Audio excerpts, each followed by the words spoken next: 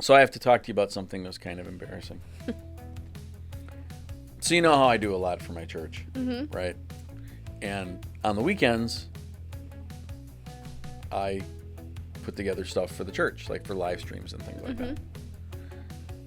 Well, on the last live stream for the church, what logo do you think I used? The wrong church logo, the wrong old original logo. So I went in and I grabbed the original one and I put it on there, and all of a sudden I'm looking at it and I'm halfway through and I'm like, oh my gosh, I grabbed the wrong one. I can't believe I totally ruined my church's branding that we created. Just because I wasn't paying attention. It was probably saved on the computer still, just in case you ever needed it. It was. I've deleted it now. It's not there, but I can't believe that I made that mistake.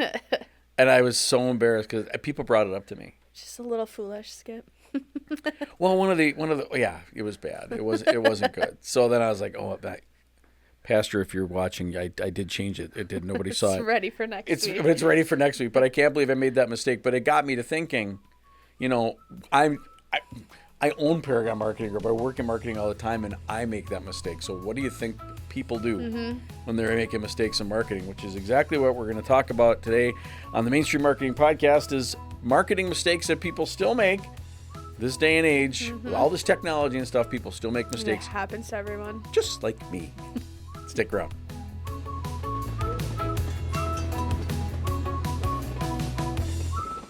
Hi, everyone. It's Skip Ranke. And Emma Opperman Vogt. And this is the Main Street Marketing Podcast. A podcast where we discuss anything and everything marketing. And today, we're going to talk about mistakes in marketing. They happen all the time. We see them every single week. We hear about them.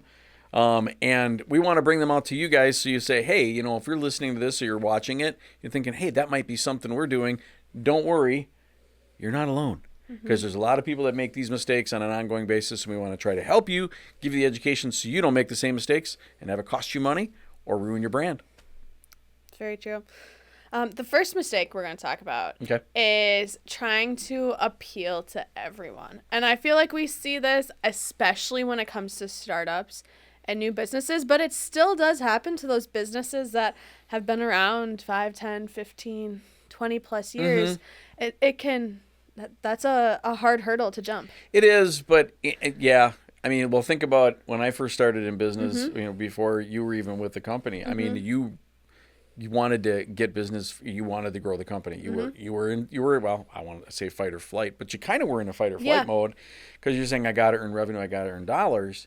And you did take business from just about anybody, you know, and I think when you look at startups, they're kind of in that same mode. It's hard not to do that.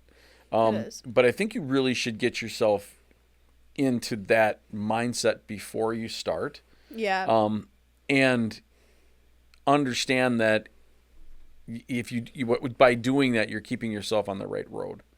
You're not going to take all these offshoots. Right. Well, and especially if you think about it, the more you target everyone, the less you resonate to anyone. So, True. Like if you think about it, at the beginning of 10 years ago, when you started the business and we tried to target anyone, we had really general messaging of, we can help with your marketing. We'll remove one of the hats that you wear every day because you're so busy. And then about now granted, we still work with different segments of people, but when we started to target that, we did Christian marketing, our messaging resonated with that group of people because it was targeted right at them, that naturally grew the business. Not because we'd been around for however many years at that point, but because we had messaging specific to someone that they related to and felt an emotion. As well as when we talk about small businesses. I mean, because when we have that saying, you know, we work with small businesses because we are one. You know, technically by, you know, dollar-wise or definition, we are a small business. I'm not a startup, obviously. But on the flip side of things, I think some businesses, you know, if you're not growing, you're dying. You know, the old thing, and they always try to say, you know, look at your competition, see where you're going. Or are there new avenues that you need to bring into your world in order to expand your business? If you're going to do that, you got to go into that with the word of the caution. Make sure your messaging is right there as well, and know that audience. That broad brush thing, if I look back at how much money we spent just broad brushing it and just shotgun approach and seeing where we're going to hit. That was, I mean, as a marketing company, yeah. I mean, we were trying different things, and it's good to try different things. It's not wrong. But we realized fast that that was the wrong approach. Yeah. And so you just have to make sure that if you are going to try that broad brush, you're going to do that shotgun approach, that you've got deadlines, you've got metrics to know when you're going to shut it off and what you're going to Well, try. and that you're truly an expert in the areas Yes. of what you're trying to reach people with.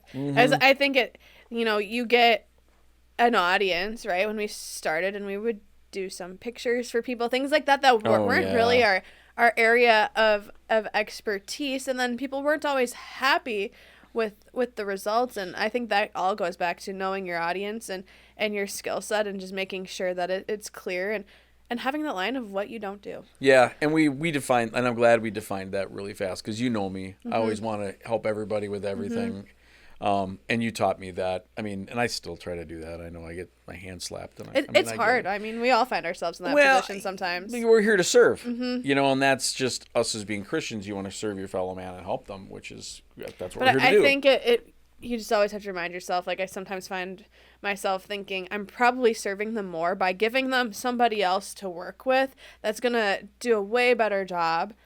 And probably saving everybody money. We have our lane, and we're good at the lane that we're in. Or if we are going to help somebody out, I can't remember what we were going to do. We said, we are not good at this. This is not what we do. And they said, that's fine. We just need a couple things. I think we were doing, maybe it was some pictures or something. And they're like, fine, I just need a couple. We're like, okay, that's fine.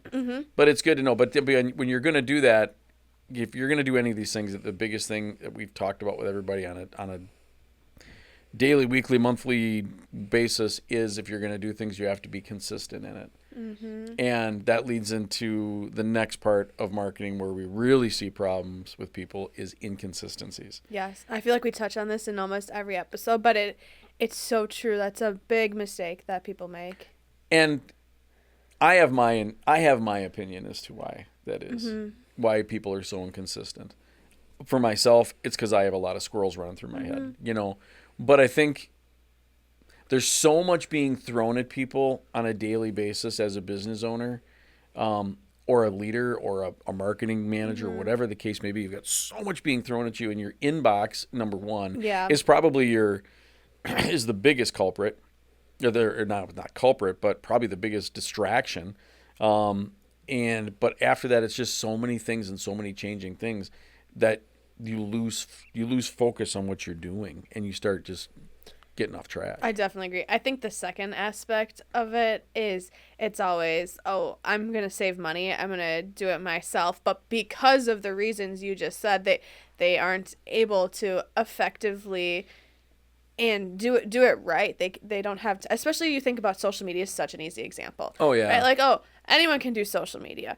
Right, that's what everyone always says, and yeah, there are, like, social media is one of those areas where it is easier to do on your own, but they don't have time to look at the data. They don't have time to look at the trends. They start posting 3 times a week, and next thing you know, it's been 3 months since they posted, because it's the bottom of the list. Yeah, and well, like we've always talked about, it does get kicked down, and usually I had a conversation with somebody last Friday. They said usually when we're doing this, it's at the end of the day, and we're trying to be with our family, and we're trying to be and maintaining that balance of being a business owner and a mother, a father, or in the family, or grandfather, grandmother, whatever.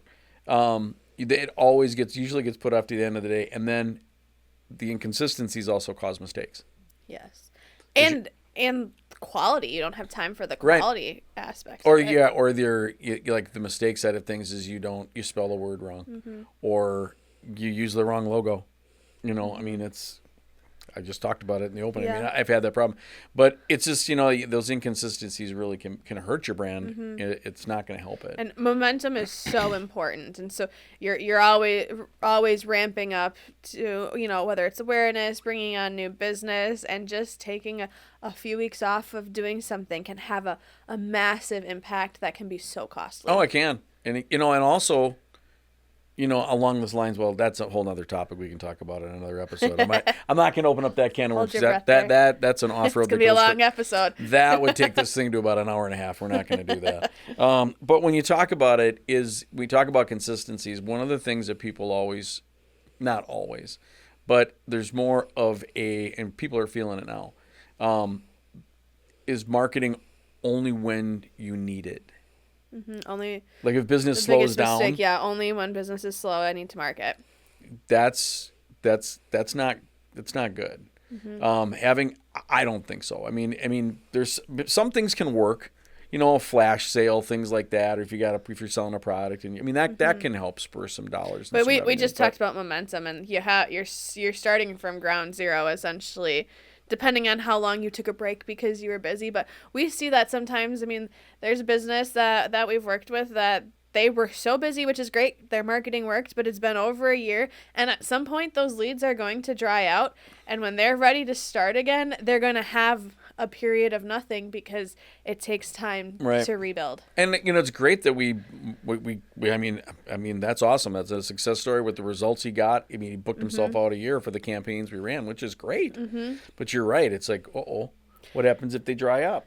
And it's not to say, like, we were just talking about consistency. So maybe we're doing something every so often. It's not to say you can't pull back a little bit, but I think stopping is a costly mistake. How many times when we were all sitting at home through all that COVID crap, did we tell people, and they're like, well, I got to make cuts. My revenue's not coming in. I'm going to stop my marketing. And we begged and pleaded with people, look, you can't do that. You can cut it back if you need to, but you can't stop. Don't stop, because in this industry or this industry or this industry, if you lose that top of mind with people, and it's taken you 5 years to get to that top of mind where your brand is recognized, and all of a sudden you disappear, and your competitors see that as an opportunity to kick up their opportunity to be top of mind versus you in your specific geographical location, whatever.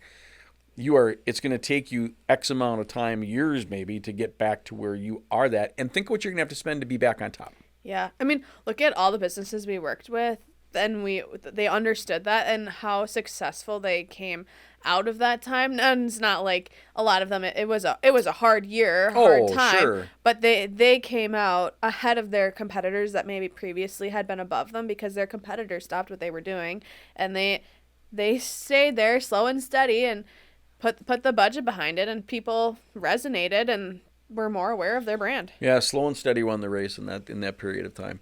But I think like when we talk about, like, we got some really weird economic times that are going on right now, and there are the people that we work with and that work with us, they understand that they've got to keep something going, keep the gas on. Might not be all the way to the floor, no break, but if they're having, we can flow with it. But I think the consistency abound. Again, consistency. There's that word. It all it's like, comes back we to should that. just have a big hat that says consistency. That people just need to maintain your messaging and stay out there, because you don't want to lose that top of mind. That's the worst thing you can ever do. So, yeah. Go ahead. I was just going to say, I think the next mistake is people, they mix up marketing and selling. And to them, marketing is selling. And marketing is such a big umbrella, and it has to be a lot more than selling.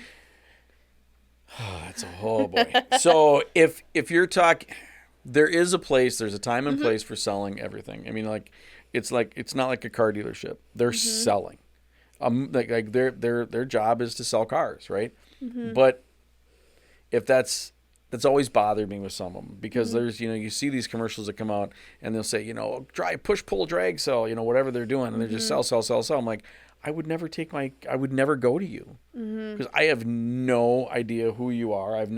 All I ever hear is you wanting to sell. But if I see that XYZ car company is also in the community, they sponsor people, they highlight their organization and what they do and their mission and their values, that's a little bit different, because that's a big dollar purchase. It's funny you bring up car sales. So I won't say it, but there's a brand of car I will never buy, because all of their marketing, since I can remember being a kid, going to the movie theater and seeing their commercials, it's, we won this award, we won this award, we won this award, so buy from us, the because J.D. Power Associates we're awards. the best. And I mean, since I was young, I have said I will never buy that car, because what You trust are you brand. building? No. You can say the brand. Does it begin with a D? No. Oh, okay. Well, apparently they all market the same way then. But that's why, I mean, there's no trust there. Like, don't sell me. Like, see, like you said, see you out in the community, see you building relationships. Like there's more than just buying a car.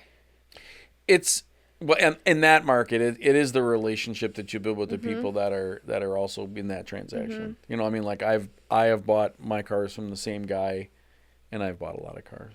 Yes, you have. I mean, I think there was a stretch like there for like 5 years. I had a new car like every single year because it was just like I wanted a new car. I don't know why I did that, but I did. Now I've landed on my baby, but it was a relationship that I came from them. But it was part of what they did in the community and what they do and how they hold themselves and how they're looked upon as well. Yeah. You know, I mean, it's not just the best marketing reputation doesn't was huge. feel like marketing. Like, No. Like you think of, I don't know, a brand that always comes top of mind is you look at Nike and their ads and you're seeing their logo everywhere. You're resonating with it. And the messaging is more, you know, empowerment and athletes. And it's just a nice message, but they're not always buy our shoes. Buy this. You will eventually when you resonate with their marketing, but it doesn't feel like marketing. Yeah. And there's, like I say, there's times for the products and there's times to push them and there's always that delicate balance. But and what I really don't like is when you see people selling like on platforms where you don't want to be selling. Yeah. You know, you want to be, you know, like I saw somebody was trying to sell some products on TikTok and I'm just like, I wonder how that's going for you. Maybe because of the type of product? Yeah, type of product. I was going to say a lot of people buy from TikTok, Oh, yeah, but it depends the type of product. But the type of product, I was just kind of like, well, that's not going to go. How would that's not going to go real good. Yeah. I mean, maybe it did. I don't know. I mean, people are trying. Hopefully they're looking at their data. Yeah, but people are trying different things in a market in order to remain top of mind. So maybe that product did do well. Yeah. Not that I'm going to reach out and ask them. I just have a hard time when everything you see from a company is buy now, call us now, limited time special. Here's a coupon we're offering. Like it almost seems desperate sometimes. Where not that you can never do that. Like here's this coupon, call us today, right? But the next time I see something from you, like I want to know your story. I want to know a little bit about you rather than shoving coupons and phone numbers down my face all the time. Yeah, oh yeah. And then going along those lines, what I've also seen, and this is going to lead into another mistake that people do, is as they're doing this, they do so much that sometimes they ignore their brand. Yeah. And you would think that is like common sense, but I've seen some people that have had different color logos in different places. The wording wasn't the same. They had the messaging that they had on their ads were different on two different ads. One was in a period like a printed like a coupon type book. The other one on their website was completely different. Yeah. It's just like that's the worst thing you can do. I think it's very easy these days too to ignore your brand when you hop onto all these trends. And I do think businesses should hop onto certain trends, like, you know, quick little social fun videos. Yeah. But I always find it funny when, you know, you follow this brand and it's a really, really serious brand. And then out of nowhere, they hop onto a trend that you're like, whoa, like that had nothing to do with your business. That's not the tone that you do at all. Yeah. Like not that it's necessarily a bad thing, but if that's just a one and done, like what a weird thing to associate your brand with. Yeah. Like you have to have a consistent voice. You've pulled me back a few times on stuff when I've said I wanted to do something. You said that doesn't fit what we do here. You and your crazy ideas. I have no crazy ideas. They're just crazy. They're great ideas in my head, and they're crazy when they come out of my mouth. Okay. That's the big, but no. I mean, but that's part of having a team around you to keep you in your lane and keep you within the walls of what you should and should not do. And I know I've pushed it a few times wanting to do things where it's kind of like, yeah, no, that's not happening. But then you guys have surprised me and said, yeah, it's a good idea. So all right, that doesn't happen often. But when it does happen, I don't know. I feel like we have a few videos coming out that we've surprised ourselves. Yeah, the next one's pretty good. I got to admit that one. And then I actually was able to make something for this, we let you use your 3D printer. So don't forget to follow us on social. Yeah, follow us on social. Our upcoming videos. Yeah, the upcoming video's really cool. Yep. And I was all excited about my 3D printer, and it worked. And because the first funny story though, the first the object is only supposed to be about 10 inches high. My first rendition was 4 foot tall. Oh my gosh! It was going to take like 3 weeks and 6 Nate's days. shaking his head He's shaking back his there. head like, what the hell did you do? Then all of a sudden I sent it to somebody else and I said, is this right? He goes, oh yeah, it's going to take you like 3 weeks to print it. I'm like, oh, oops. So yeah, but I mean, but it's staying within the guidelines, making sure that your brand Right. is spot on. A brand is not a logo, and I think No. that's what the biggest hurdle people have to get over is your brand is not just your logo. Your brand is everything behind what you do, and it all needs to tie together. All exactly, like with our messaging is, being a Christ-centered organization, what our values are, what our statement is of, you run your business, we'll run your marketing. That's what we do. And so I think we always stay on that point. We don't veer off that at all in any way, shape, or form. But one of the main things that I've lately has been, and I think it's a little bit of the antsy side of things because of what they want to make. They want results. They want things to happen, but the people expecting instantaneous results on things. Yes. Or give this a try. It's a new shiny object, and then I don't see instant results, and I move on in a few weeks. And what always kills me too is what are they measuring? They don't even know. Like, is the instant results? Is it leads? Like, what was the goal of it? Is it awareness? And I think sometimes businesses get so excited that they blur all that together. So the data that they're analyzing isn't even the right type of data for their goal. Right. And there's so much competition. I mean, our industry, there's competition. There's competition everywhere. And people they don't make false claims, but they might frump them up, or they might make, weird guarantees or weird things. It's always good to really understand what they're trying to get at. Yep. You can't guarantee anything in this day and age. I mean, you can guarantee death and you can guarantee taxes. I mean, that's really the things you can guarantee. It's really motivational for today. Thank Sorry. you. And it's tax time, so that's probably not the best thing. Sorry about that out there. And death. But beyond that, but you can't guarantee that you're going to get 75 leads or 60 leads or 100 leads, or your what you're buying is going to last for 50 years. It's not realistic. Yeah. Just offering, well, that's a whole nother, the messaging is another thing. And how many times do we have to talk someone off the ledge of, hey, I'm trying this campaign for 2 weeks, and if I'm not seeing something, I'm pulling out of it. And you're 2 weeks into an ad, and you're like, the algorithm hasn't even fully learned this. It's not even like spending your full budget. We're in the early stages. You're not going to get the data you need within a short period of time. I mean, sometimes there's campaigns that need to be run for months, or a strategy that you have to follow with small tweaks for a year to really figure out if it's working for you. There's no instant secret sauce. To you turn the key and all of a sudden, hey, we've got 50, 100, 300 people running through the door. It doesn't usually that doesn't happen. No. I mean, especially with some campaigns, and depending on what your and if service someone's is. guaranteeing you that instant success, that's a big red flag. And that's right why there. we've never said that. We don't guarantee anything. We'll guarantee Sure, we'll work our ass off. you can guarantee 50 leads, but are those 50 leads going to be your target audience? Are they going to be quality? You could get 50 leads. You could. There's a lot, but are we going to guarantee that? No way. And but people just need to understand that, when you look at results, you look at what's going to happen. I mean, you have to understand that it's a long game. Yeah. And we as a marketing company, we have to commit X amount of dollars to our marketing for ourselves in the areas we want to grow.